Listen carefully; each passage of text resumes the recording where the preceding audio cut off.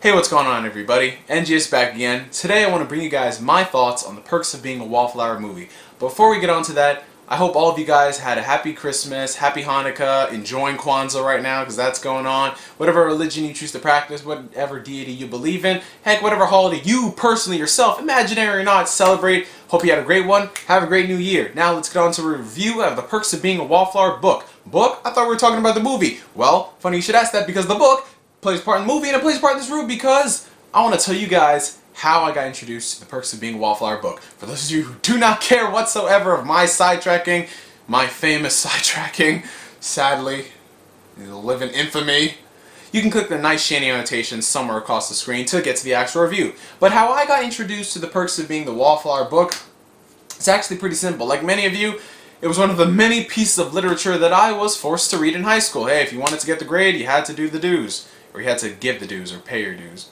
You know what that old saying goes. So I had to read it, I believe, in my early years of high school, so 9th, 10th grade or so. And while I know many of you are thinking like, well, he read the book, so he's going to compare it to the movie and all this stuff. Whoa, whoa, whoa, whoa.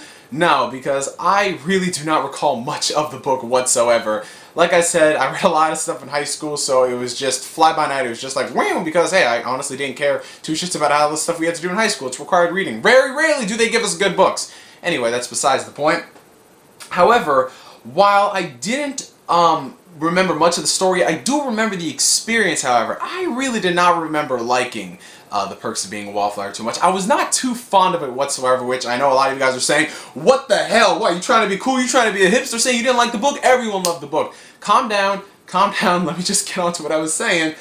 I didn't really care for the book much. I guess it was enjoyable, but it was just like, meh, you know? So, a couple months ago, I saw the trailer with my then-girlfriend of the time, and she was talking about how she loved the book so much, and something clicked, ding dong, I read this book before, whoa! Going into the movie, I was semi-interested to see how they were going to handle it, but then at the same time, I didn't have much expectations whatsoever. I thought it was going to be this really sappy, teen, drama, angst, comedy, fluff sort of deal, but wow, did I get freaking proved wrong. The perks of being a Wallflower movie is everything but what I thought it was going to be. All of that stuff, all my preconceived notions, none of that.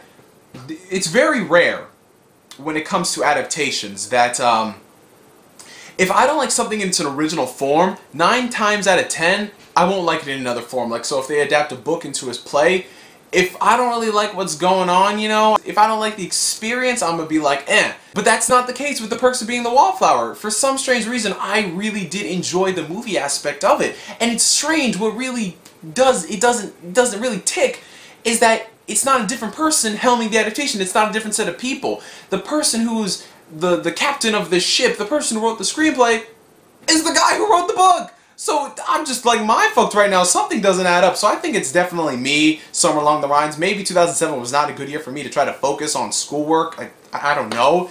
But let's get on to the actual review. See, it didn't take us that long to get there. One of the things that I really do want to point attention to is that while this movie is telling, you know, the coming-of-age story, a child who's trying to find his place in the world, dealing with the early adolescence of high school, going through relationship problems, drugs, all that stuff, while it's telling a lot of those things, which we've seen before time and time again, it's told in such a way that is so fresh, natural, that the experience, it doesn't feel like anything you've seen before in that regard. Like I said, I had the preconceived notions that it would be a boring, sappy, teen, hippie fest, you know, all that junk. But no, everything in the movie felt so genuine, and I think it's really due in part to the acting and the writing of the film. I want to point attention to the main stars of the movie. In particular, Logan Lerman. Charlie is a socially awkward, introverted kid. He really doesn't know how to make friends. He's had a really hard life growing up. He's had problems. And he's put into high school where he doesn't really know what he wants to do, you know? He can't really make friends. And then he gets introduced to the 2 other stars of the film, Patrick and Sam. Patrick portrayed by Ezra Miller, and Sam is played by the lovely, lovely, lovely Hermione Granger. I'm sorry, Emma Watson. I'm sorry, but she'll always be Hermione to me.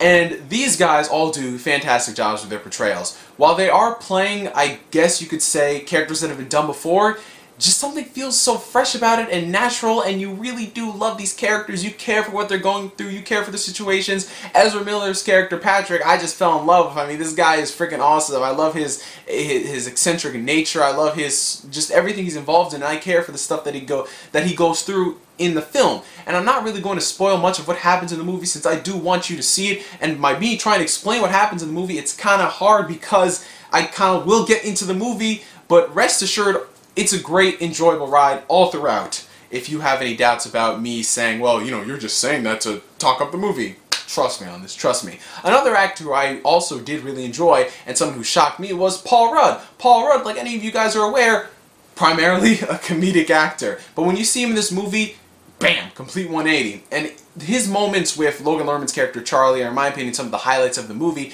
However, this is something, one of the few things I remember from the book was that Charlie had a really, really good relationship with his teacher. In the movie, those moments are there, but they're so few and far between and so short that you're left with wanting more. I mean, they're good, they add to the movie, but I wanted to see more chemistry between these two because they had you know, good scenes in it. I would have loved to see them expand on their relationship more. It works for the movie, but it's just like, maybe it's a pet peeve of mine whatsoever. And like I said, everything else in the movie feels so natural. The editing, the cinematography, the writing, the scenes play well into each other. And it's something that I never would have expected considering the type of movie this is. I would have expected like them to go over the top artsy, like they're trying to state a message, you know, teen angst, be rebellious, all this stuff, because, I mean, for the love of us, we've seen many movies do that before, but no, everything in the movie they're talking about, things that you would think they would go hard on, like, oh, drugs, don't do drugs, kids, they're just so subtle. It's like, yeah, these are in the movie, we're not trying to make a message saying, kids, don't do this, don't smoke weed. They're just there, they just add to the movie, you know? The world that they crafted is a place that I really want to go back to. I really didn't want to leave these characters, and as they got up to the climax of the movie, as they got up to like the last 5 minutes, you feel like it's going to end, but you don't want it to end. You want to see more of what these characters do. You want to see Charlie grow up more. You want to see what happens next, and that is why The Perks of Being a Wallflower is a fantastic film. It's one of my favorite movies of the year, simply due to the fact that it was such a big surprise to me. And, you know, it tackles all of these issues that we've seen done time and time again, but it's done with such an execution that you really will remember this. It's a great interpretation of these stories. And it's another problem that we're seeing in Hollywood nowadays. They don't know what they want to do. One second they're going to be talking about this, and then they're going to be spouting out this message here. They're always trying to go big on something, but they just go over the top where it's smacked in your face so much. It's just either boring or it's just repetitive, you know? But that's not the case with The Perks of Being a Wallflower. So I definitely recommend you guys check out The Perks of Being a Wallflower movie. I'm going to try and track down the book one of these days, maybe check it out on the Google Play Store, read it sometime during the next semester, because I really did enjoy the movie and I need to reevaluate how I feel on the book. What did you guys think about it? If you've read the book, post it down below in the comment sections. What did you want to see that they left out? What did you think that they could have added a bit more in the movie to make it a bit more wow, awesome? Let me know. I'm NGS signing out, and like always, I will catch you guys later. Peace.